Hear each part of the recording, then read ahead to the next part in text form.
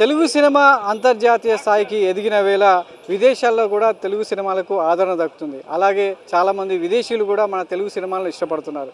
అందుకు ఉదాహరణ ఈరోజు విడుదలైనటువంటి పెద్ద సినిమాకి సంబంధించి టోక్యో నుంచి రామ్ చరణ్ అభిమానులు వచ్చి మన హైదరాబాద్లో సినిమా చూడడం. సో టోక్యోకి సంబంధించినటువంటి క్రిస్ మసామి చాలా వీరాభిమానులుగా రామ్ చరణ్కి చెప్పుకుంటారు.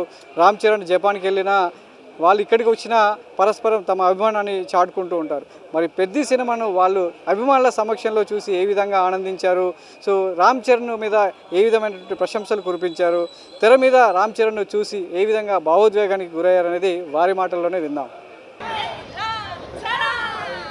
なペルまさみハンカチを片手にもう涙しながら見ていました。ペッティを見るため皆さんフュフュとかウォーとかすごい楽しいエンジョイ。日本でマガリールが公開されてからです。言葉は一つも分からなくてもチャランさんの声と表情を見ているだけで気持ちが全部伝わってきました。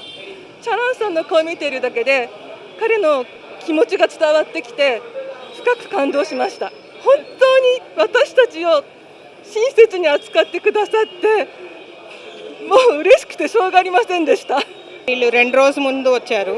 నిన్న యాక్చువల్గా ఎల్బీ స్టేడియంలో ఫ్యాన్ మీటింగ్ ఉందని అనుకుని ఒక రోజు ముందు వచ్చారు, కానీ అది క్యాన్సిల్ అయింది.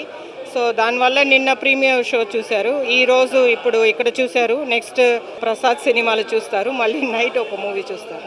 ఎందుకంటే జపాన్లో చాలా క్వైట్గా మూవీ చూస్తారు. సో ఇక్కడ ఉన్న ఫ్యాన్ వైబ్స్ ఇలాగా రా ఫ్యాన్స్ని చూసి వాళ్ళకి ఆ విసిల్ కొట్టడం, ఆ హ్యాపీనెస్ చూడటం వాళ్ళకి చాలా నచ్చిందండి.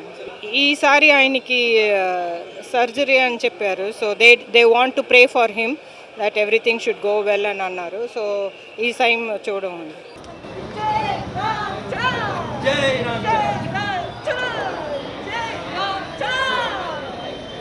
విన్నారు కదా, టోక్యో నుంచి టాలీవుడ్కి వచ్చి మరి మన తెలుగు సినిమాను చూసి ఆనందించినటువంటి అభిమానుల మాటలు.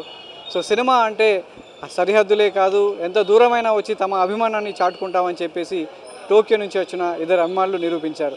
సో అంతేకాకుండా పెద్ద సినిమాలోని రామ్ చరణ్ నటనకు ముగ్ధులైనటువంటి వీరంతా రామ్ చరణ్ శస్త్రచికిత్స విజయవంతం కావాలి, తాను ఎల్లప్పుడూ ఆనందంగా ఉండాలని కోరుకుంటున్నట్లు అభిమానులు చెప్పడం జరిగింది.